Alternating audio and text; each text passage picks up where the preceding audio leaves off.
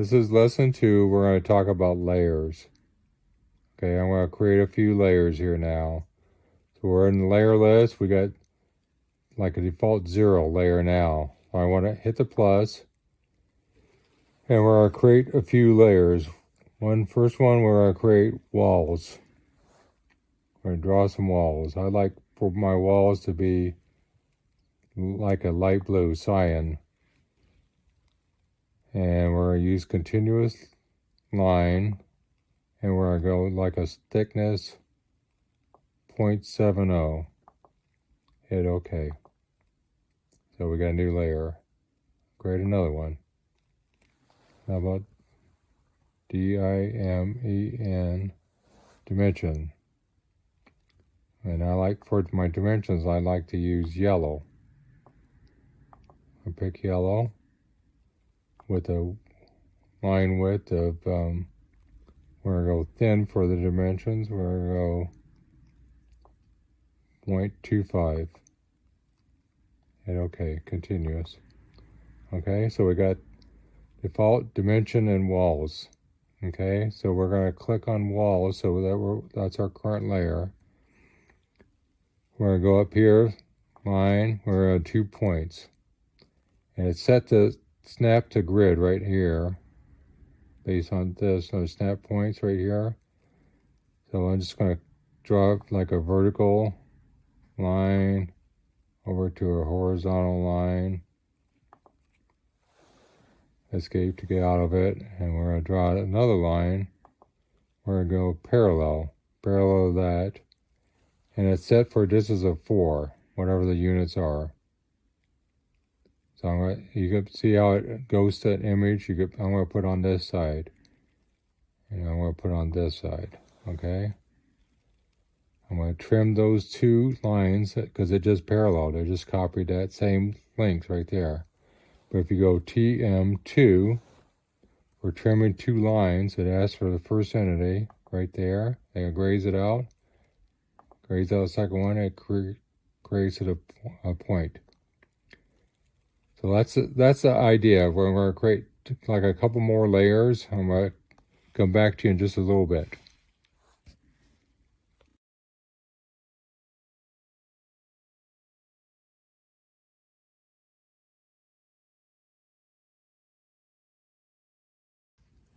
Okay, we're continuing, and I've added some other entities, and I've added other layers that we talk about. First, we drew the walls dimension. I added door and window and hatch. Door and window, I just drew a rectangle right here. A hatch layer is just one line. That one line right there, that's 3 inches off a wall.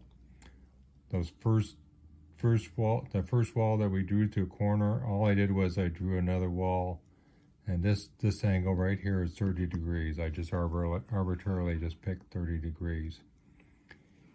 And I drew the hatch line right there 3 inches off. So I wanted to show you, first we'll talk about being able to just view it, so like, if you click that icon on the layers, you click it, you can see that you could notice what's off because that dimension goes on and off. That door window, you click it on, the rectangle goes on and off. The hatch, that one line that I talked about goes off. And the walls, you click it and it goes off, okay? So let's say if I wanted to, if I wanted to mirror, say if I wanted to mirror this, so I select right here, so everything that selection set right there is, I dash it right there, and let's say MI for mirror, and it says select first point of mirror. So that's why I drew that line 3 inches off. I wanted to do, like if you did like a apartment building or something, and the distance between one apartment to the next apartment was 6 inches. So that's why 3 inches. So right there, and we want it vertical into right there. And let's keep original, hit OK.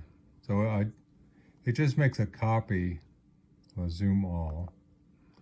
So I just made a copy of everything, I mirrored it. Okay, so that's kind of a neat little function. I like that. I use that in architecture quite a bit. You know, if you got to think it symmetrical. Whatever, if you draw like half of what, even complicated objects. You know, if there's something pretty complicated and you want a symmetrical copy of it, then you could just define what that mirror line is, and it saves you time, quite a bit of time. One thing I wanted to show you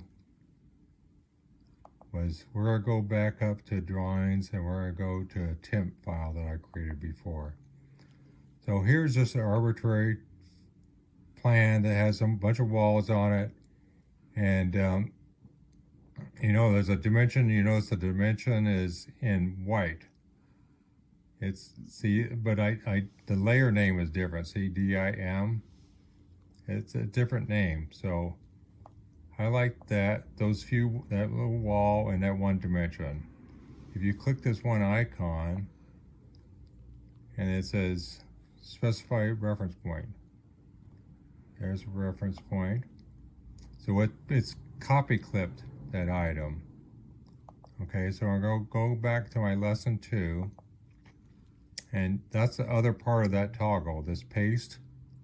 So if you paste, let's snap the grid off, and we'll take the snap to endpoint off. So it's just free floating. But you notice it's got DIMEN. As soon as I enter this other, if I paste this other part in, I create another layer by just pasting something in. So it's a powerful tool that you can take pieces of other drawings off of other drawings, but you have to be aware that you're going to inherit everything that you paste, because if you got a lot of layers on items, you're gonna inherit all those new layers. So I'll throw you another example. So say right here, let's go to a more complicated plan. So like right here, we got a kitchen with an island. So let's just, you notice there's a lot of layers. Let's just pick all these and we'll do the same thing. Copy it, select the reference point right there, and we'll go right there, and we'll go lesson 2. So that's back to the original drawing. We'll zoom out a little bit because this is kind of big, I think, and we'll do paste. And you see how it pastes in that kitchen island right there. So there's that island right there. I'll zoom in a little bit. But you get the idea how complicated this can be, because you see how the layer list has grown? And it's grown by leaps and bounds because I inherited all these other layers that's within that. So you have to be aware of what you're doing. So I just wanted to give you an idea of what you're in for as far as, and then it helps to keep the layers by color so you can change the width. It's easier to print that way. So that's the end of the lesson. I wanted to tell you about the copy and paste trick. Right, thank you.